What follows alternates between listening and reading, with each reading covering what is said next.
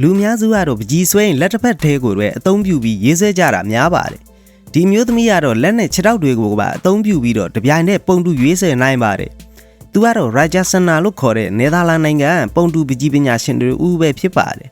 ရာဂျာဆနာကို1993ဇန်နဝါရီလမှာနယ်သာလန်နိုင်ငံဗလာတင်ဂျန်မှာမွေးဖွားခဲ့ပြီးတော့လက်ရှိမှာတော့အသက်32နှစ်ရှိပါပြီသူ့အသက်16နှစ်မှာအီတလီကလမ်းဘေးအမှုပညာရှင်တဦးရဲ့ခဲပကြီးရေးဆွဲတာကိုကြည့်ပြီးတော့ပကြီးပညာကိုစိတ်ဝင်စားခဲ့ပါတယ်ဒါပေမဲ့ပကြီးပညာကိုသင်ယူခဲ့ခြင်းမရှိဘဲနဲ့ကိုယ်တိုင်လေးလာသင်ယူလေ့ကျင့်ခဲ့ပါတယ်သူပကြီးဆွဲတဲ့ထူးခြားချက်ကတော့လက်နဲ့ခြေထောက်ကိုတပြိုင်တည်းအသုံးပြုပြီးရေးဆွဲခြင်းပဲဖြစ်ပါတယ်ပုံတူခဲပကြီးကိုအဓိကရေးဆွဲပြီးတော့သပင်တမြင်ကအစအလင်းအမှောင်ရေးပြနုစိတ်တွေကိုအသေးစိတ်ရေးဆွဲနိုင်တာပဲဖြစ်ပါတယ်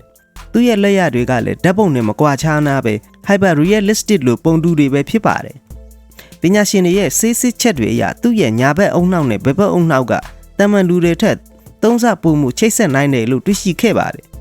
2023 AB လမှာသူ့ရဲ့လက်နဲ့ခြေထောက်တွေကိုအသုံးပြုပြီးမတူညီတဲ့ပုံတူ၈ပုံကိုရေးဆွဲခဲ့လို့ကြော်ကြားခဲ့ပါတယ်2017မှာလည်း Justin Bieber ရဲ့ပုံတူခဲပကြီးကိုရေးဆွဲခဲ့ပြီးတော့ Justin Bieber ကိုယ်တိုင်ကအချီးကျူးခဲ့ပါတယ်ပြီးတော့တခြားနာမည်ကြီးအမှုပညာရှင်တွေရဲ့ပုံတူတွေကိုလည်းရေးဆွဲခဲ့ပါသေးတယ်သူ့ရဲ့ social media မှာလည်းသူရေးဆွဲခဲ့တဲ့ပုံတွေရဲ့ဗီဒီယိုတွေကကြည့်ရှုသူတန်းပေါင်းများစွာရှိပါတယ်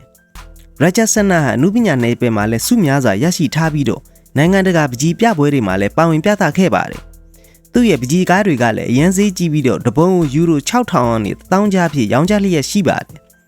Amazing Pencil Portrait စာအုပ်တွေကိုထုတ်ဝေခဲ့ပြီးတော့လက်ရှိမှာတော့ model နဲ့ TV show တွေမှာတင်ဆက်သူအဖြစ်လုပ်ကိုင်လျက်ရှိပါတယ်